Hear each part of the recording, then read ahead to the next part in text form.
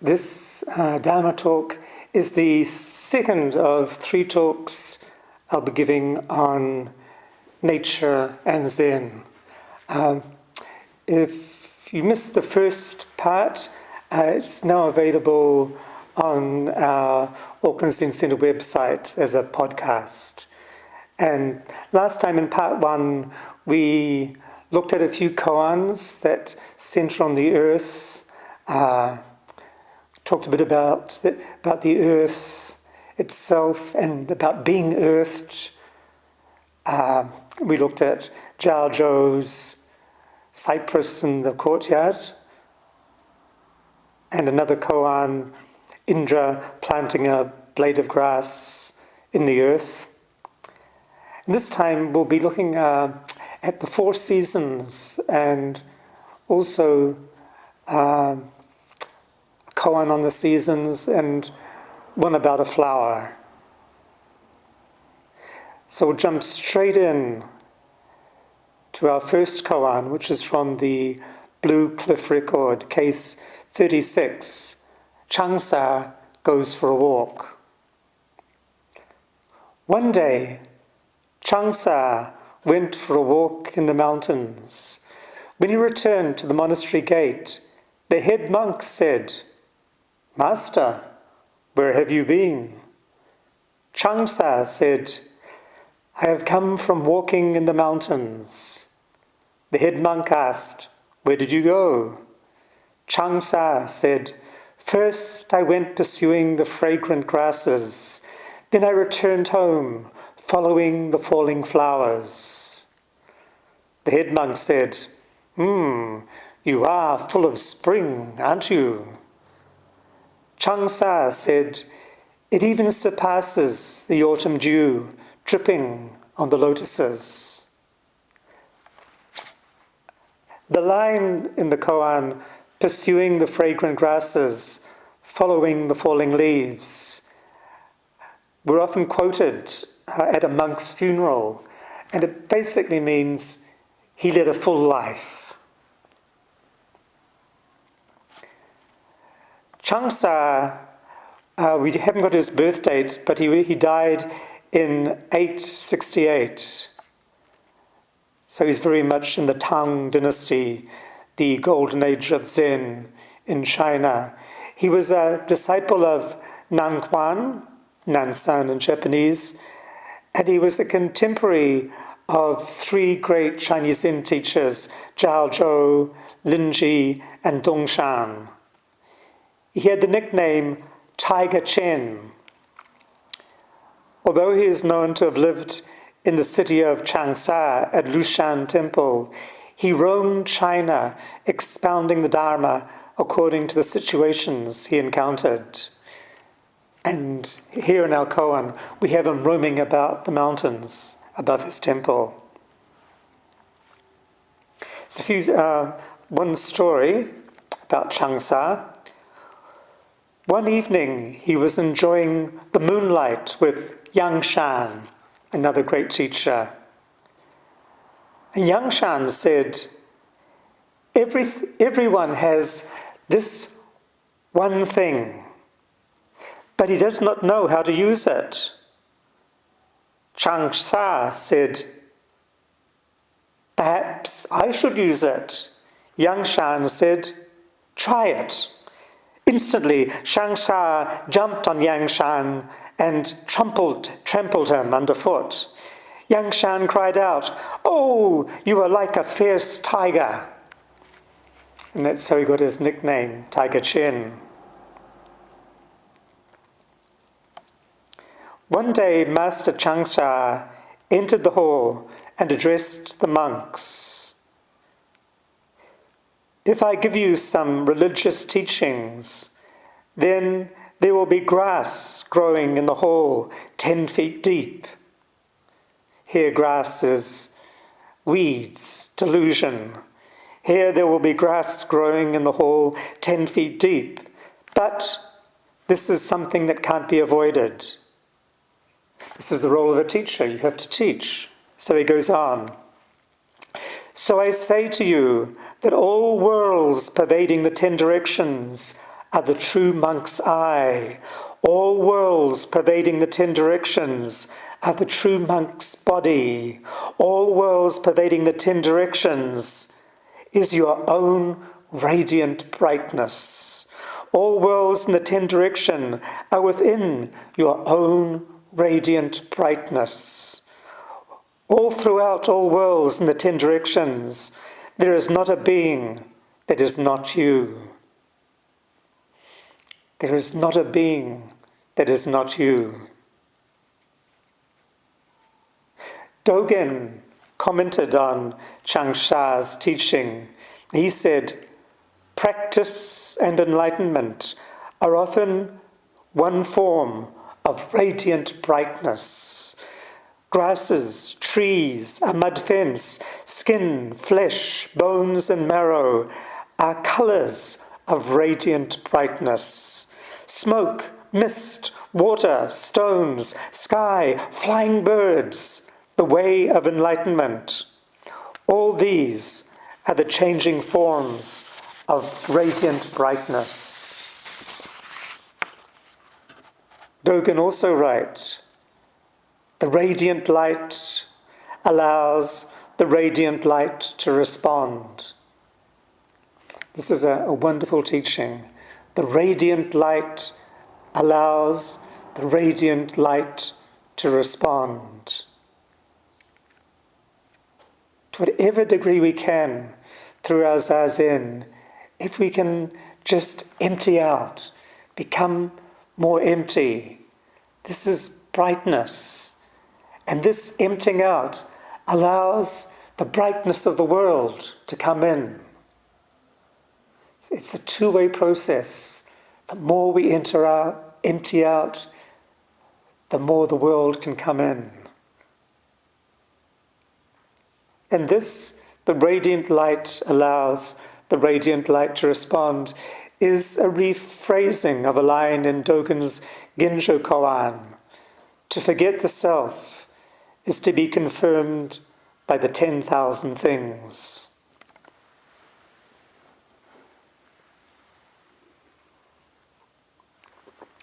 In case 86 of the Blue Cliff Record, Yun Men said, everyone has his own light. Again and again I'm struck by the wonderfully positive and life-affirming teachings of the great Zen masters. They never cease to remind each of us that we're whole and complete, lacking nothing. Everyone has her own light. Yunmen then asked a question of his monks. What is everybody's light? He answered for them, the temple storeroom, the tower gateway. Just parts of a Zen monastery, the temple storeroom and the great gateway outside the temple, the tower gateway, that all the monks would pass through every day. So everything is all agleam and all aglow. The letterbox, the toaster, the kitchen bench, the bike rack. We shine a light on things, and they, in turn, shine a light on us. Back to the koan. One day, Changsha went for a walk in the mountains. My guess is that he was a fairly old at this point, and in his old age, he just would take some time out and just go for a walk in the mountains above the temple. And when he returned, the head monk said, "Master, where have you been?" Being a head monk, this "where have you been?" is not just making idle conversation. He's giving the old guy a prod, seeing what's his state of mind. And Changsha said, "I have come from walking in the mountains." The head monk pressed him. "Where did you go?" Changsa said, "First I went pursuing the fragrant grasses. Then I returned home, following the falling flowers." The head monk said, "You are full of spring, aren't you?" Sort of a little bit of criticism implied here. Caught up in the sensual world, are you? But Changsa will have none of that, and he just says, it even surpasses the autumn dew dripping on the lotuses.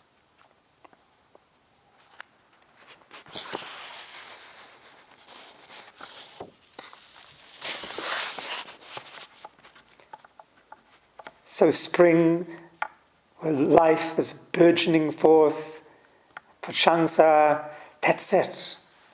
No need to think about winter, the austerity of winter or autumn coming. Just enjoying the spring. There's a Zen capping phrase that's similar. Though fallen leaves evoke sadness in a gentle shower, does it match the intimacy of yellow millet with the evening clouds? Again, the very rich painting, the yellow millet and the evening clouds passing overhead. In giving the reverse aesthetic, there's another Zen capping phrase, which goes like this: roll up the curtain to view the snow, shut the inner door against the brilliance of the flower. This is a autumnal winter view. Don't get caught up in colours and forms. Shut the inner door and just roll up the blinds and view the pure white landscape of snow. This is a very strong part of Zen aesthetics. The simplicity of a Zen altar, the dry temple gardens with their raked sand and arrangement of rocks.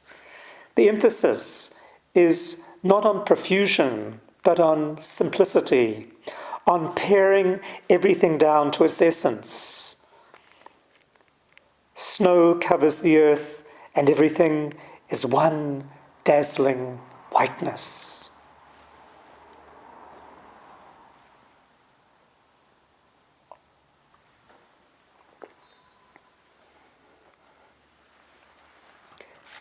We have our own light, and we travel through the brightness of the world, like Changsa, admiring the fragrant grasses and the falling flowers.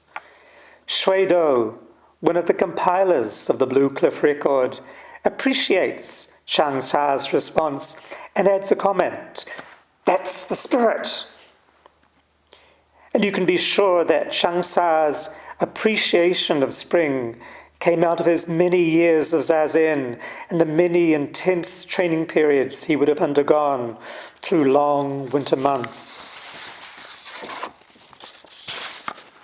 Yamada Roshi, a modern-day Zen teacher, the teacher of Aitken Roshi, gives this commentary on the koan.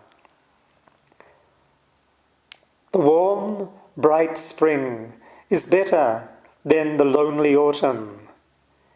In autumn, the drops of dew forming on the lotus leaves are cool, without any warmth. It is quite refreshing.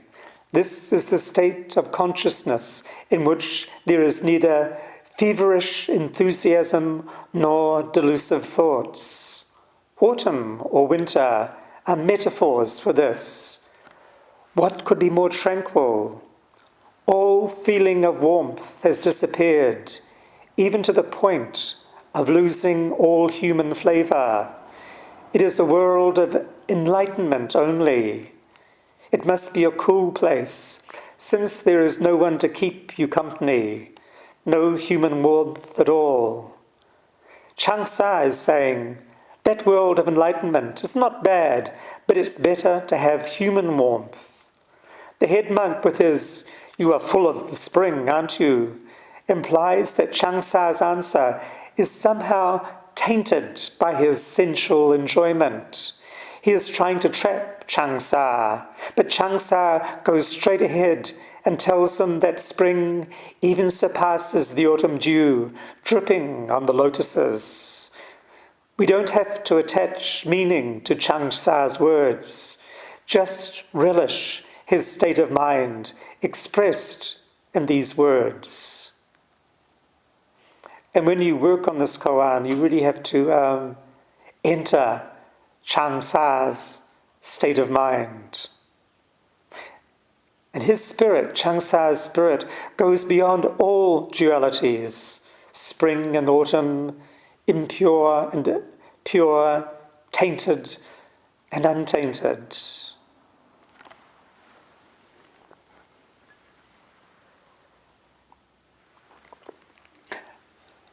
I'll now go on and have a look at the four seasons, which are so important in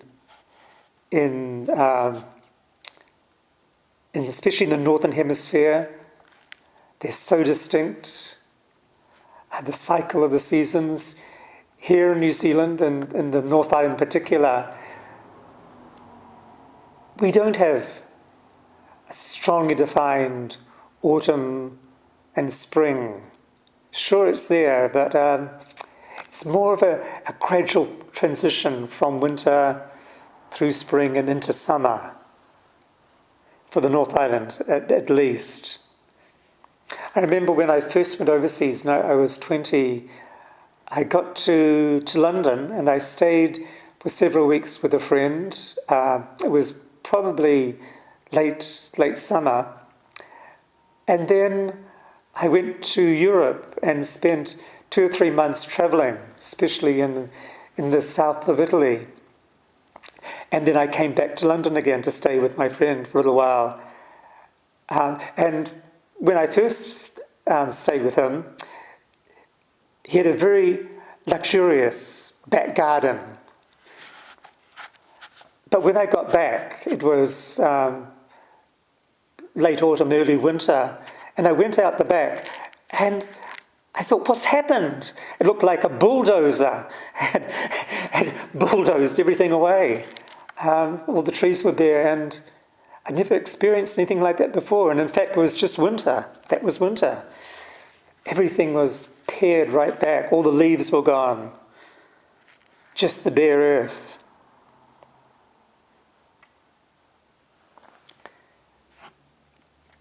However, having spent 12 years at the Rochester Zen Centre, having experienced the four seasons in upstate New York, I can really appreciate the long months of snow, the beautiful parade of spring flowers, the warmth of summer, the intense warmth of summer in upstate New York, and then, of course, the beautiful changing of the colours of the trees in autumn.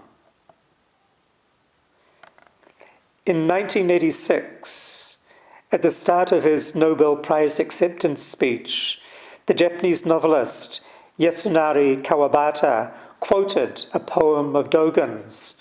This was quite something. He was the first Japanese, I think, to be awarded a Nobel Prize for literature. So it was a truly international audience. And he began with Dogen, probably introducing Dogen for the first time to such a large audience in the West.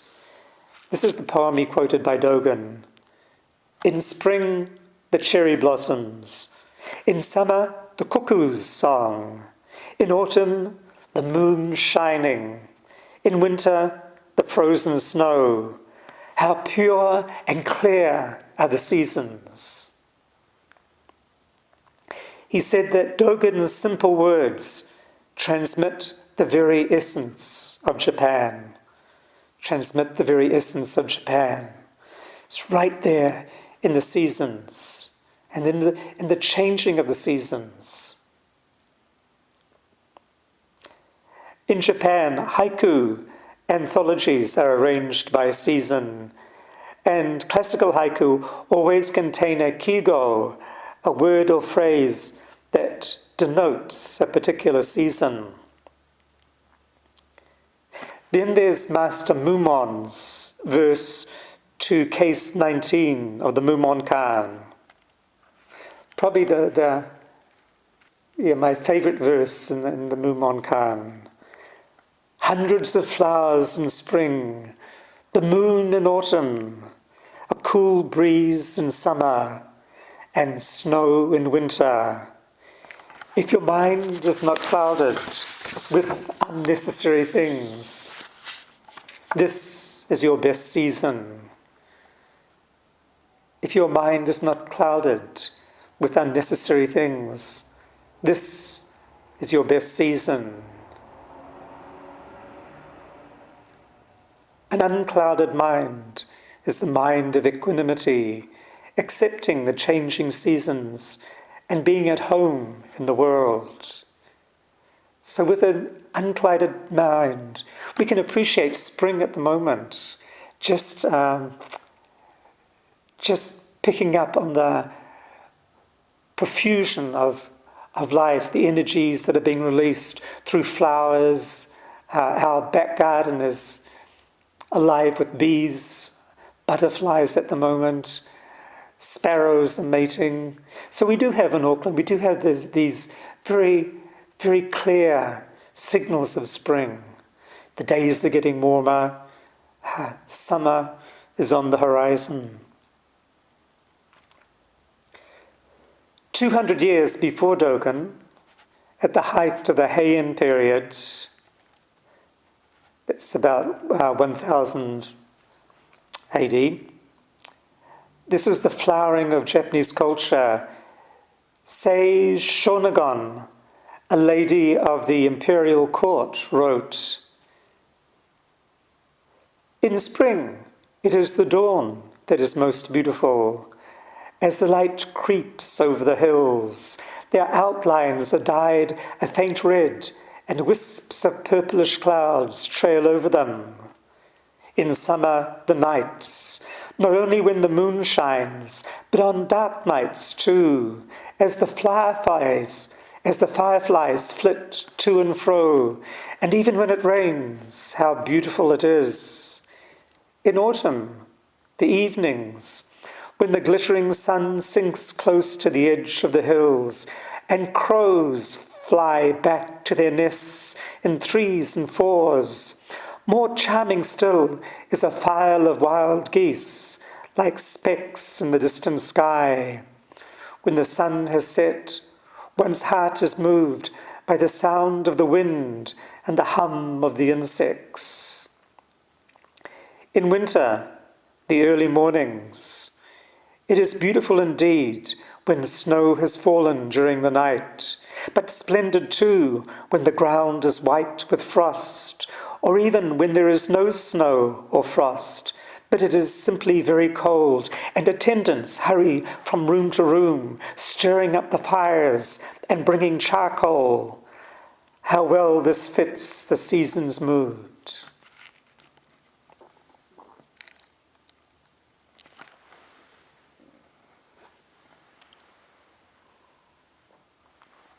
So just take up two haiku by Busan, one of the great classic haiku writers. First one, a spring evening, lighting one candle with another candle. Spring evening, lighting one candle with another candle. This was in the 18th century, of course, no electricity. And it's a verse of transmission, of passing on the light. Robert Aitken comments, "I will not be reborn in a different form, but I will pass on my light."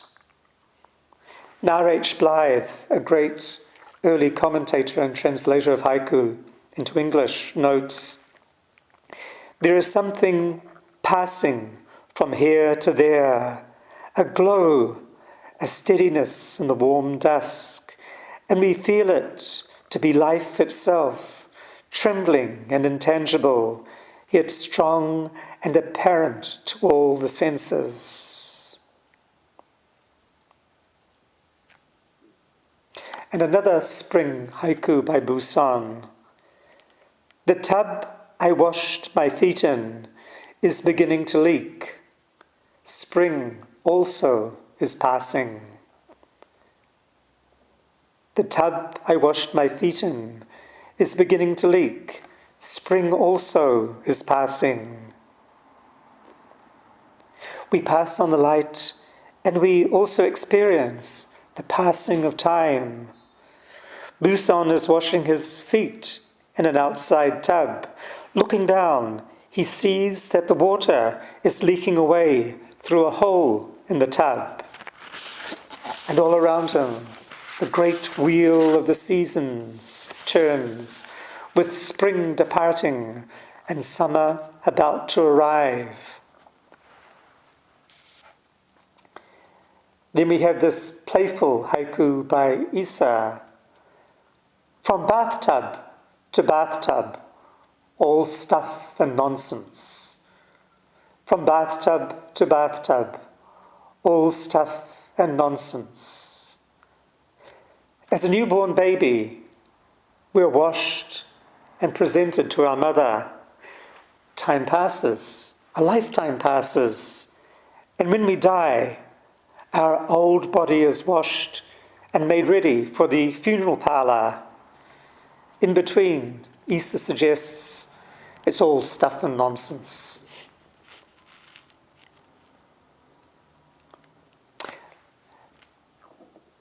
Let's look at one particular flower now, which is the chrysanthemum. In the haiku division of the seasons, chrysanthemums belong to autumn. They're admired for their coolness and their beauty. So haiku by Ryota. They spoke no word, the host, the guest, and the white chrysanthemum. They spoke no word, the host, the guest, and the white chrysanthemum. Host, guest, and chrysanthemum are all equal. There's no hierarchy in Buddhism between the human world and the natural world. We coexist with all life. And in this haiku, no words are needed. A cool fragrance pervades the room. When we are simply present with nature, quiet and attentive, the natural world reveals itself to us. And a haiku by Shiki. Every year, thinking of the chrysanthemums, being thought of by them. Every year, thinking of the chrysanthemums, being thought of by them. R.H. Blythe comments, we remember things, and they remember us. We wait for the flowers, they await our coming. And appreciating the chrysanthemums, we nod our head, and perhaps the chrysanthemums nod back.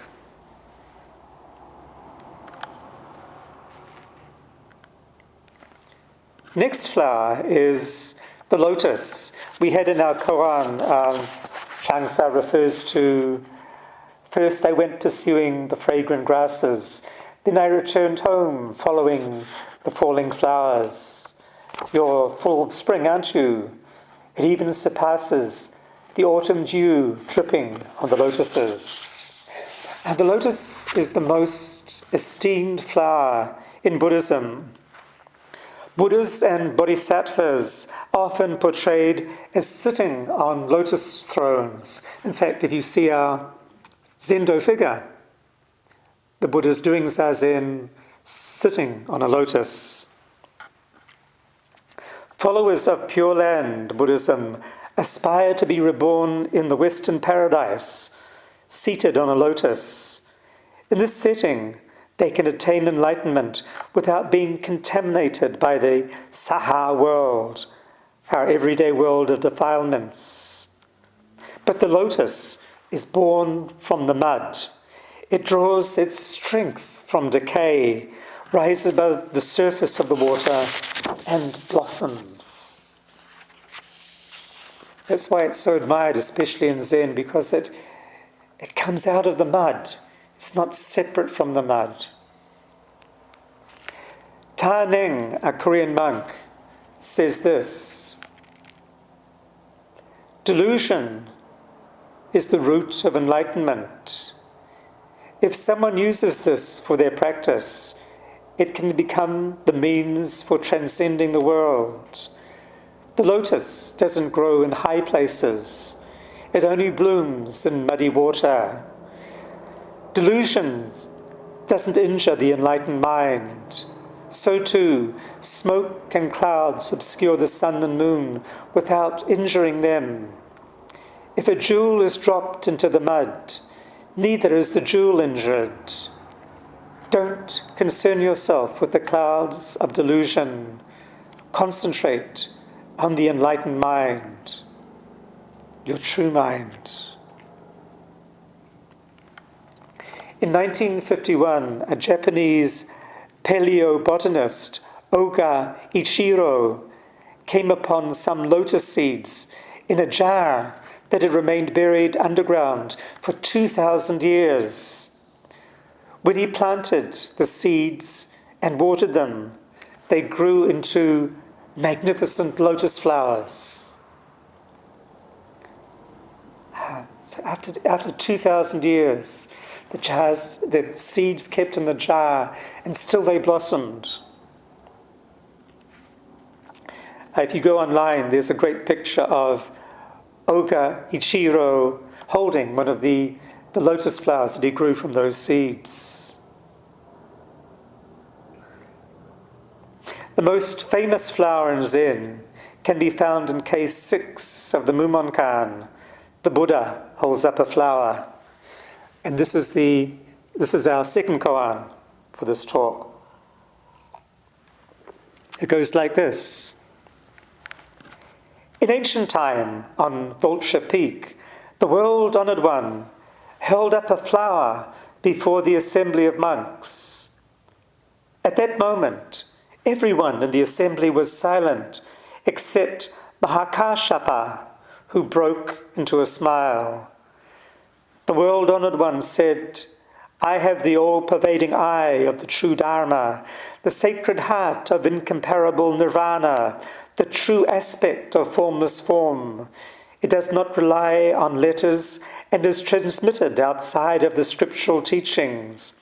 I now hand it on to Mahakashapa, who became the second ancestor of Zen after the Buddha.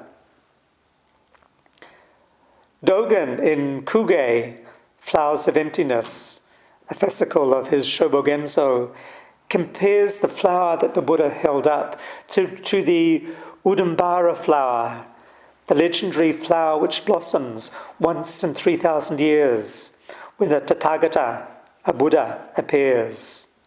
But this flower that the Buddha held up is probably just an ordinary flower. It's probably a flower that one of his devotees left for him near his seat. And today, if you travel in Buddhist countries, say Thailand, if you visit temples, you often pay some money, a few bahts, to buy some lotus flowers and a stick of incense that you offer at the altar. And then at the end, the flowers collected up and they get recycled.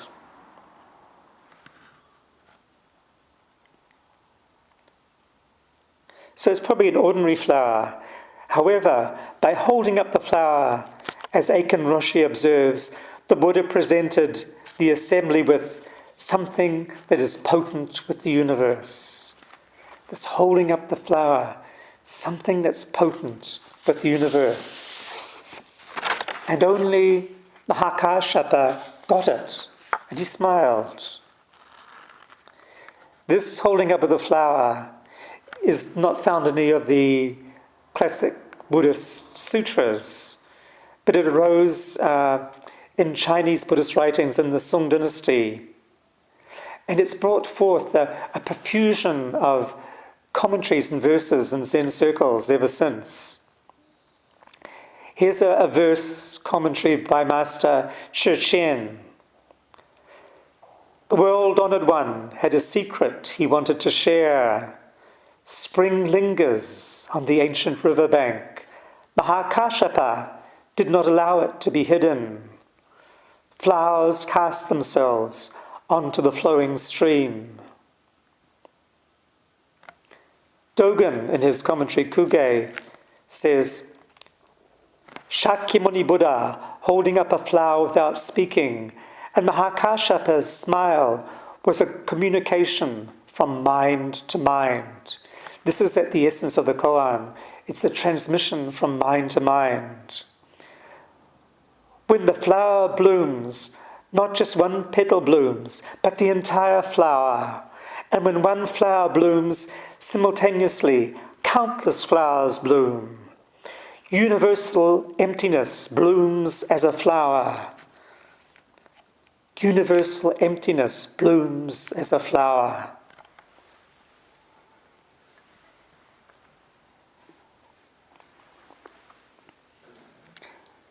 Roshi Keplo, our own grandfather in the Dharma, founder of the Rochester Zen Center, this is his comment.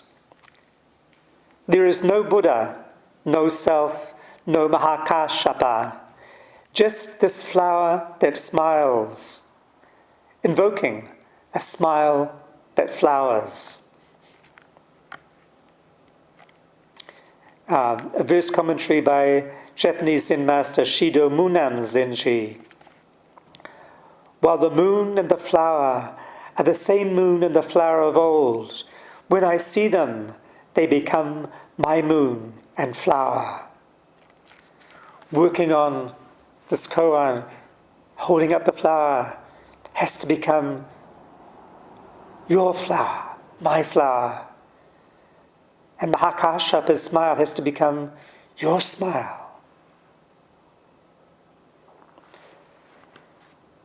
Guo Gu, a contemporary Chinese teacher in the Zen tradition, fairly young teacher, he has a very good book on the Mumonkan. This is his commentary. Mahakashapa's smile wasn't an elated laugh, but a gentle smile. It is like the smile two lovers share across the room upon glancing at each other, after having lived a lifetime together as a couple. In that moment, there is no need for words. A smile would do, for only they know the life they have shared, the challenges they have faced, and the sweetness of the union they have experienced. This was Mahakashapa's smile. Very intimate smile. And finally, another verse on this koan by an ancient Zen master. The night rain scatters the flowers. The castle is fragrant, surrounded by running waters. The night rain scatters the flowers. The castle is fragrant, surrounded by running waters. You can imagine this great, fortified, stone Japanese castle, but it's made fragrant by the profusion of flowers. Line came to me from a Talking Heads song. This was a shopping mall, now it's all covered with flowers. For those of you who know Talking Heads. Okay, so I'd like to go on now to mushrooms, going from flowers to mushrooms, and we'll end with the humble mushroom. There's something very earthy and even humorous about the mushroom. In 1964, R.H. Blythe, the great haiku commentator, was asked to collect mushroom haiku, to be published in an article a friend was writing on mushrooms and Japanese culture in Japanese. So I'll read 4 of the mushroom haiku that Blythe selected. First one by Keiko. Red mushrooms in his sleeve, the setting sun, as he comes back from the hills. Red mushrooms in his sleeve, the setting sun, as he comes back from the hills. Next one by Uke. I forgot falling from the horse with the happiness of finding mushrooms. I forgot falling from the horse with the happiness of finding mushrooms. Next one by Yayu. Mushroom hunting. Tall people are no good at it. Yes! Mushroom hunting. Tall people are no good at it. You have to be close to the earth to find those mushrooms. And finally, an anonymous verse, anonymous haiku. On the mushroom broth, there floats a large mushroom. On the mushroom broth, there floats a large mushroom. That's a study in Brown. We'll stop here and recite the 4 vows.